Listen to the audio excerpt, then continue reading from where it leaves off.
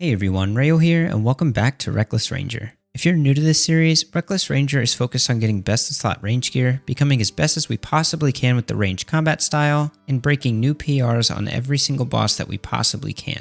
If you missed the previous episode where I went over the Poison Reaver build, you can check the card in the top right corner of this video or the video description for the playlist link. Alternatively, I do have a melee version of the series where you can find the playlist link in the video description as well. Today, we'll be testing out the poison build from our previous episode up against Arch-Glacor and see how well it can do when it comes to climbing Enrages. But before we get started, make sure to leave a like on this video, drop a comment down below letting me know what you think, and if you've gotten a chance to try out this range build on Carapac or any other boss, let me know what you think in the comments down below. And of course, subscribe to the channel if you like content like this. If you want to get notified of any new videos and Twitch streams, then make sure to join my Discord. The link to my Discord and my Twitch channel are in the video description as well.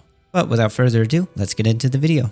I wanted to go over a couple things that I've learned and just a couple changes that I've made to my build since my last episode. So the main upgrade, or really side grade, is I changed out the main hand and shield for the strike bow. The strike bow is a lot more fluid to use when you're using a longbow because it's the same range and you don't have to swap your ammunition either. So instead of doing 3 switches, I'm just doing 1. This is super helpful at Carapac because it doesn't pull me out of my positioning when I'm between 2 clones or the last clone in Carapac, whereas a crossbow, which only has 7 range, would pull me out of the center. Overall, the stats and effectiveness of it is virtually the same. I guess one difference that is a benefit over the strike bow as opposed to using a main hand and shield is that you're able to use greater dazing shot, whereas with the main hand and shield you can't use needle strike. So it gives you an extra basic to use, and with this it allows you to keep applying puncture stacks, which will help with your poison procs from Cinderbanes. Which brings me into my next discovery, and that is that bleeds and damage over time abilities proc Cinderbanes. Someone feel free to correct me if I'm wrong, but I'm pretty sure my eyes do not deceive me. But I tested this out on the dummy earlier. I just had my Noxious Bow, Bik Arrows, and Cinderbanes on, and I would only use a bleed. And I was getting multiple bleed procs from Fragmentation Shot within a single usage. What that means, bleeds, damage over time, puncture stacks from Greater Dazing Shot, they all have a chance to proc poison when you're wearing Cinderbanes. So yeah, I don't know if that was just something I misunderstood, or if it's made out to seem that Cinderbanes don't proc with bleeds, but they do. Chances are I was confusing this with the ammunition effects. Ammunition effects like the Bik Arrows and Wet Arrows, they will apply multiple stacks when you're using abilities like Rapid Fire and Gricko, but with your bleeds, it will only apply an arrow effect stack on the first hit. So I must have been fusing those two ideas together. I don't know. Maybe I misunderstood, but either way, I took that knowledge to Carapac and I took my PB with the build down by about 22 seconds, almost instantly. And my average kill time was very much improved.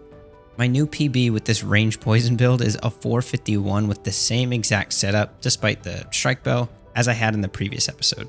So that's why I want to take this build to other encounters outside of Carapac, and I really want to push Arch-Glacor and Enrage. This is a grind that I was doing for the longest time with melee. I did 1400 KC, as you can see here, and I've maxed my Enrage to 728, and I'm currently on 738. So I've been doing a few range kills, getting the feel of it. I've been dying a lot, honestly. If you miss a prayer flick, you pretty much die. It's been frustrating, and I've been wasting a lot of money, but I really want to push Enrage. I want to hit 1k and eventually get the Silver Iceborne title and hit 2k. So I want to see how far this build can get me before I need to start playing a little bit differently.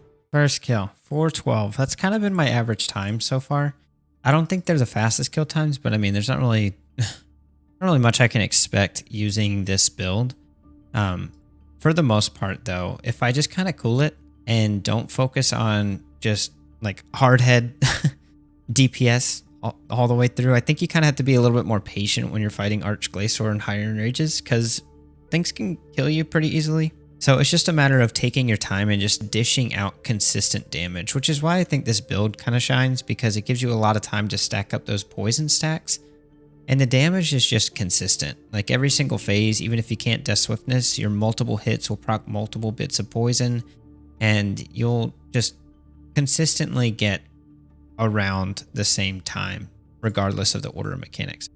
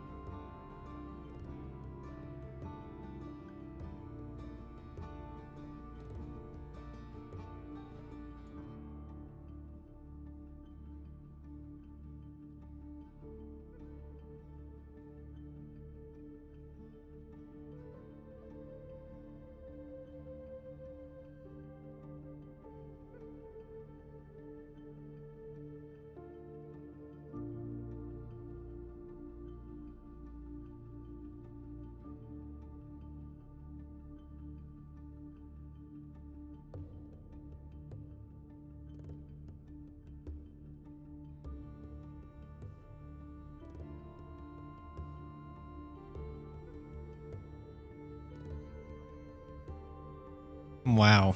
A 339. That was the smoothest. The smoothest I've done. And that was near 800 Enrage. That was a 799. Wow. That was good. That was very good. I had to take a little bit of a break from Arch-Glacor because even though I only showed a couple clips, I did a full aura and a half. And it was honestly quite a bit harder than I thought it was. I was getting really, really tilted, so I needed to kind of separate myself from it. I'm not trying to blame the game. It's definitely my error, but the Arch-Glacor fight has some weird spots in it, or there's like also some weird interactions where whenever the pillars happen, a majority of this has to do with the pillars. Whenever the creeping ice finishes during the pillars, if you're using a channeled ability like rapid fire, it'll stall you in place. I've heard it's a glitch with the boots, but I think it has to do with the fact that it's a channeled ability. I'm not 100% sure. But the other thing that happens is when you're outrunning the ice pillars, with the path that I take, I'll bladed dive to the back of the platform. Once the creeping ice disappears, I'll go directly in front of Arch-Glacor.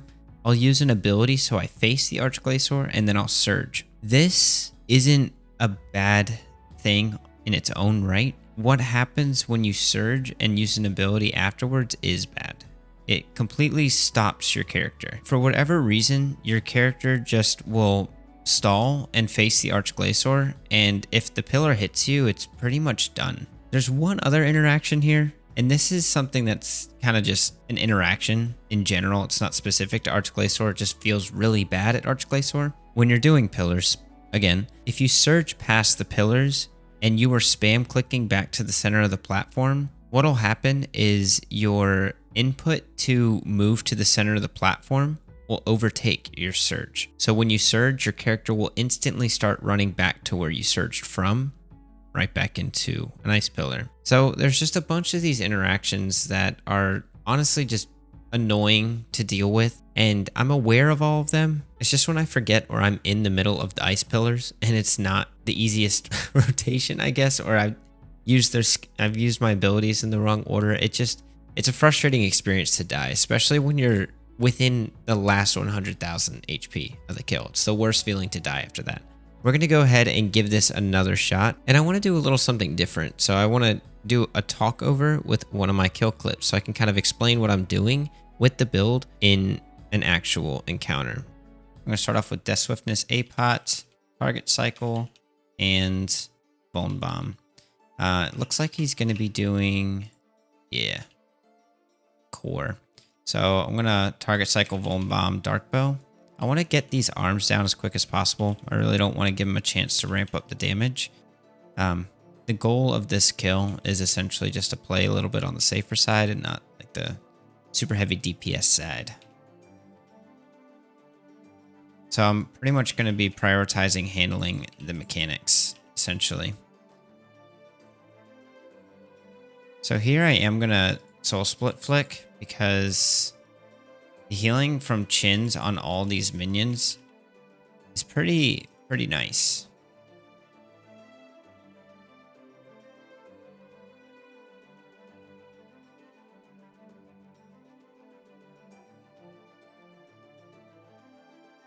Alright, not the cleanest, but got it done.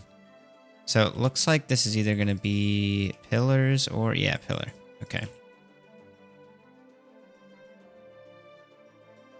Running that corner, I'll surge over, or bladed dive over here. I'm going to do a snapshot, get a bleed, and then I'm just going to run across. I'm not going to do any abilities, because when I do abilities over here, I kind of get stuck. And I don't want to die and lose my streak because of that.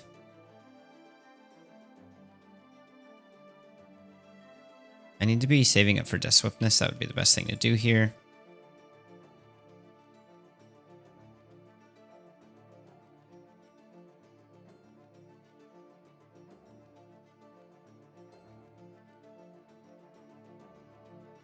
Alright, I think I'm going to get cannon here.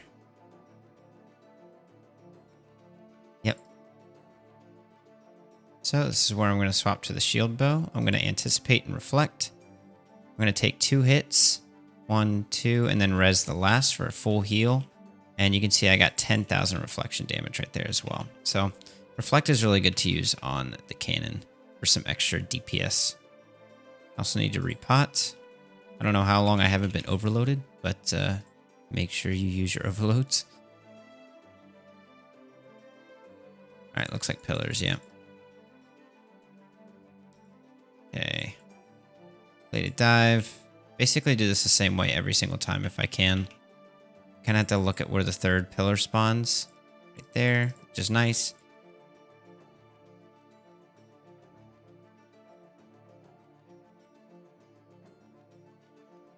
Alright, and then it is going to be arms again. So, Target Cycle, Vuln Bomb, Dark Bow.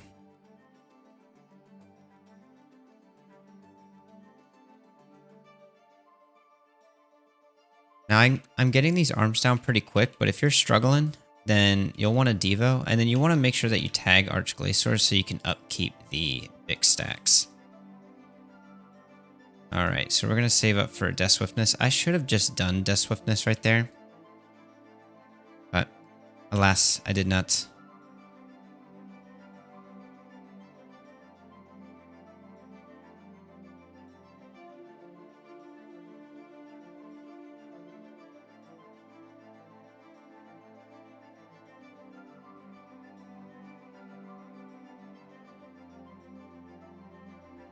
Alright, it's either going to be arms or cannon. I think it's going to be cannon because I think I haven't done cannon. Yeah. Okay. Reflect. 1, 2, res. Nice.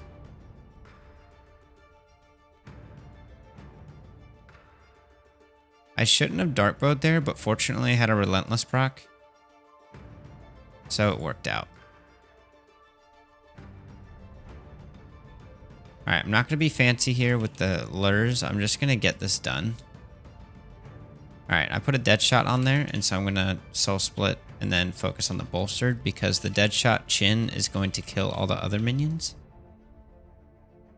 And then all the soul split hits with like the benefit, like the bonus hits from the reaver will all go onto, I believe, your current target. So it just downs the bolstered glaciate really, really quick.